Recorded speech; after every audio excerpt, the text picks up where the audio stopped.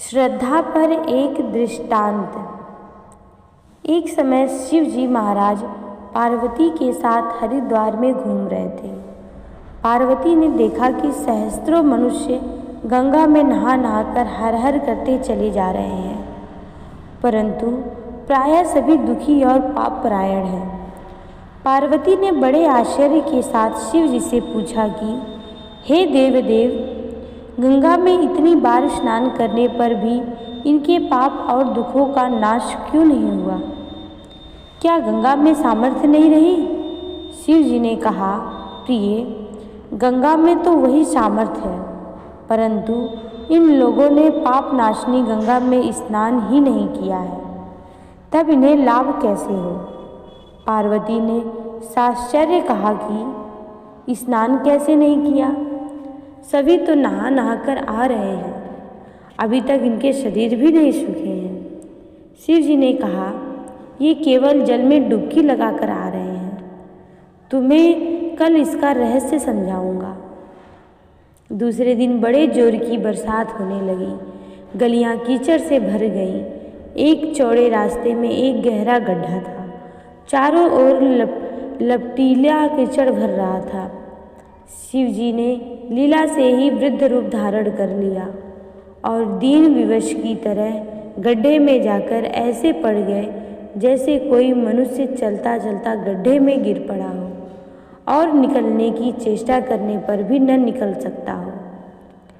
पार्वती जी को समझाकर गड्ढे के पास बैठा दिया कि देखो, तुम लोगों को सुना सुनाकर यूँ पुकारती रहो कि मेरा वृद्ध पति अकस्मात गड्ढे में गिर पड़े हैं, कोई पुण्यात्मा इन्हें निकालकर इनके प्राण बचावे और मुझ असहाय की सहायता करे। शिव जी यह और समझा दिया कि जब कोई गड्ढे में से मुझे निकालने को तैयार हो, तब इतना और कह देना कि भाई, मेरे पति सर्वथा निष्पाप हैं, इन्हें वही छुए जो निष्पाप हो। यदि आप निष्पाप हैं तो इनके हाथ लगाइए, नहीं तो हाथ लगते ही आप भस्म हो जाएंगे। पार्वती जी तथास्तु कहकर गड्ढे के किनारे बैठ गई और आने जाने वाले को सुना सुनाकर शिव जी की सिखाई हुई बात कहने लगी। गंगा में नहाकर लोगों के दल आ रहे हैं। सुंदरी युवती को यूँ बैठी देखकर कईयों के मन में पाप आया। कई लोग लज्जा से डरे तो कईयों का कुछ धर्म का भय हुआ, कई कानून से डरे। कुछ लोगों ने तो पार्वती को यह भी सुना दिया कि मरने दे बुढ़े को, क्यों इसके लिए रोती है। आगे और कुछ भी कहा। मर्यादा भंग होने के भय से वे शब्द लिखे नहीं जाते। कुछ दयालु सच चरित्र पुरुष थे, उन्होंने करुणावश ही युवती के पति को निकालना चाहा, परंतु पार्वती के वचन सुनकर वे भी रुक गए।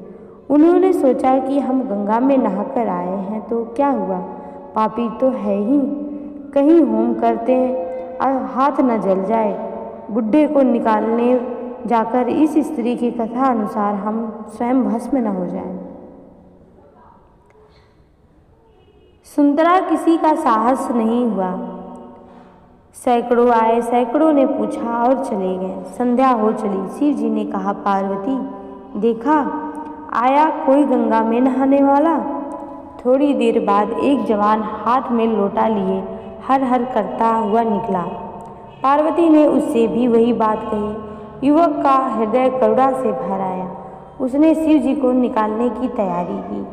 पार्वती ने रोककर कहा कि भाई, यदि तुम सर्वथा निष्पाप नहीं होगे तो मेरे पति को छूते ही जल जाओगे। उसने उसी समय बिना किसी संकोच के दृढ़ निश्चय के साथ पार्वती से कहा, माता, मेरे निष्पाप होने में तुझे संदेह क्यों होता है? देखती नहीं, मैं अभी गंगा नहाकर आया हूँ। भला गंगा में गोता लगाने के बाद भी कोई पाप रहते हैं? तेरे पति को निकालता हूँ। युवक ने लपक कर बूढ़े को ऊपर उठा लिया। शिव पार्वती ने उसे अधिकार समझकर अपना असली स्वरूप प्रकट उसे दर्शन देकर कृतार्थ किया। शिव जी ने पार्वती से कहा, इतने लोगों में इस एक ने ही स्नान किया है। इसी दृष्टांत के अनुसार जो लोग बिना श्रद्धा और विश्वास के केवल दंभ के लिए नाम ग्रहण करते हैं उन्हें वास्तविक फल नहीं मिलता। परंतु इसका यह मतलब नहीं है कि नाम ग्रहण व्यर्थ जाता है।